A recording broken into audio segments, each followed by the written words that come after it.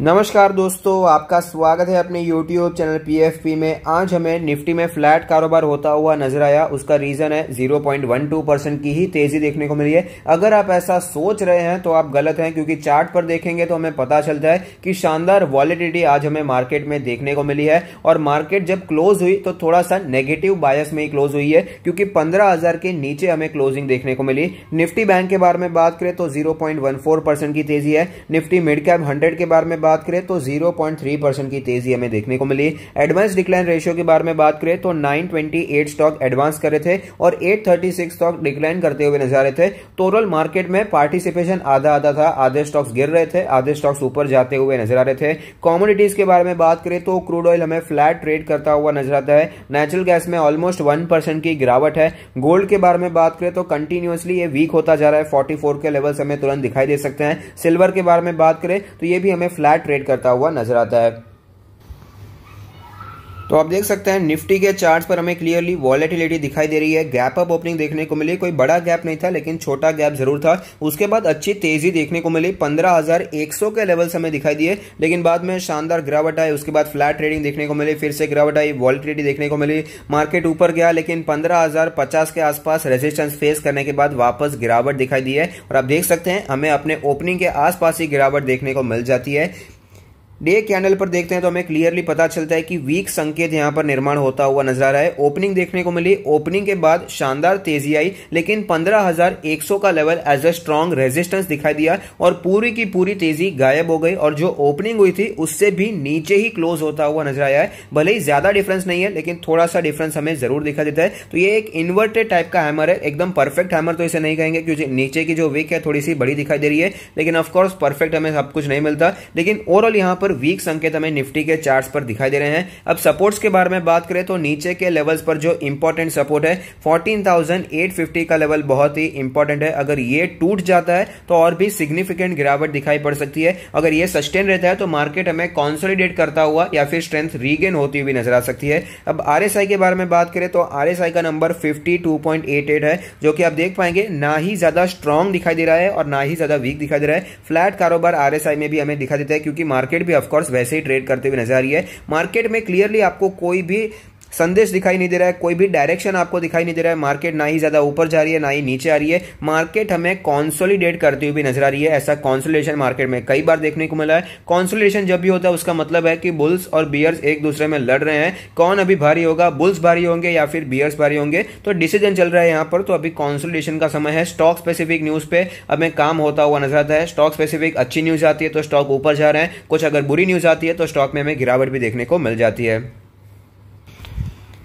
नीचे सपोर्ट्स के बारे में तो बात कर लिया। अब अगर रेजिस्टेंस के बारे में बात करें तो सबसे इंपॉर्टेंट रेजिस्टेंस जो बना हुआ है वो 15,250 का लेवल है मार्केट के लिए। ऊपर के साइड पर ये बहुत ही रेजिस्टेंस है। अगर छोटा सा रेजिस्टेंस के बारे में बात करें तो 15,100 का लेवल भी फिलहाल एक रेजिस्टेंस की तरह दिखाई दे रहा है, क्योंकि पिछले 2 दिनों से मार्केट 15,100 पर जाकर वापस हमें करेक्ट होती हुई नजर आती है। तो 15,100 ये टूटना जरूरी है। उसके बाद 15,250 भी बहुत ही इंपॉर्टेंट लेवल है। स्टॉक मार्केट में आज क्या न्यूज देखने को मिली उसके बारे में चर्चा कर लेते हैं। तो Tata Motors share holders approve hiving of PV business into new entity. तो अब टाटा मोटर्स तो आपको पता ही है, पहले अलग अलग काम काज चल रहे हैं इनके। कमर्शियल व्हीकल है, पैसेंजर व्हीकल है, साथ ही साथ जो जेएलआर का बिजनेस है यानी कि जैगुआर लैंड रोवर का बिजनेस, सब कुछ एक ही एंटिटी के अंदर है। लेकिन फिलहाल इनके शेयर होल्डर्स ने अप्रूव कर दिया है कि आप इसके पैसेंजर व्हीकल के बिजनेस को अलग करके चलाइए। तो ये टाटा मोटर्स के लिए एक्चुअली एक पॉजिटिव बात है। इससे क्या फोकस बढ़ जाता है। अभी क्या बहुत ही कॉम्प्लेक्स है इनका जो ऑर्गेनाइजेशन है, कमर्शियल भी चल रहा है, ये भी चल रहा है, वो भी चल रहा है। तो पैसेंजर पर अगर फोकस करना है तो सेपरेट एंटिटी होगी तो वो काफी ज्यादा इजी हो जाएगा। तो इसके चलते टाटा मोटर्स के शेयर होल्डर्स के लिए ये बहुत ही पॉजिटिव बात बनकर आती है। Next, Piramal pharma feminine intimate care segment में एंटर करने वाले हैं, तो ये भी पिरामल के शेयर होल्डर्स के लिए पॉजिटिव बात है। बीएमएल स्टॉक में आज शानदार तेजी हमें देखने को मिली, क्योंकि डिवेस्टमेंट के प्लान में वो बहुत ही तगड़ा हमें कैंडिडेट दिखाई दे रहा है। तो ऐसी सिचुएशन में ऑफकोर्स तेजी तो आनी थी। तो अभी इतना भाग चुका है, उसके बाद अगर आप इन्वेस्टमेंट करने के बारे में सोच रहे हैं तो 2 बार सोचिए, उसके बाद ही कोई आपको इन्वेस्टमेंट करना चाहिए। ऐसे में आपको क्या है, अगर आपने निवेश करके रखा है तो अच्छी बात है, ऊपर के लेवल्स पर प्रॉफिट बुकिंग करने के बारे में सोच सकते हैं।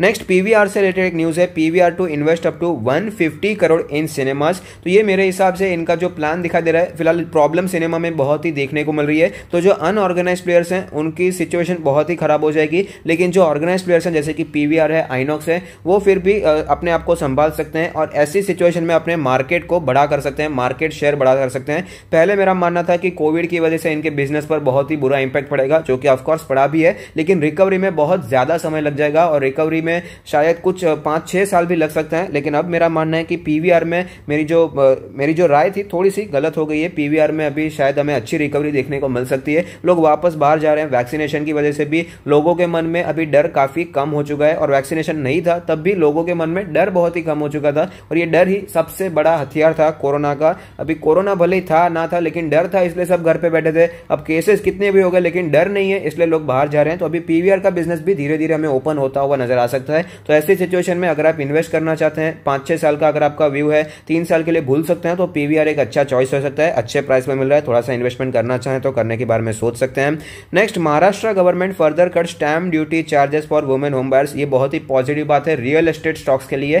फिलहाल महाराष्ट्र ने पहले भी स्टैम्प ड्यूटी कट किया था, उसके चलते भी हमें भारी तेजी देखने को मिली थी रियल एस्टेट स्टॉक में, और ऐसी बैंक्स में भी जो रियल एस्टेट को लोन देते हैं, जिन्होंने ऑलरेडी लोन देकर रखा है, उनमें भी अच्छी तेजी देखने को मिली। तो ये भी एक पॉजिटिव बात है वुमेन होम बायर्स के लिए। ओवरऑल वुमेन एम्पावरमेंट के लिए भी थोड़ा सा एक पॉजिटिव न्यूज बनकर आती है, और रियल एस्टेट स्टॉक्स के लिए भी काफी पॉजिटिव बात है। और कर्नाटक स्टैम्प ड्यूटी को कट कर रहा है on flats to boost property sales. तो ये भी ऑफकोर्स रियल एस्टेट्स को ही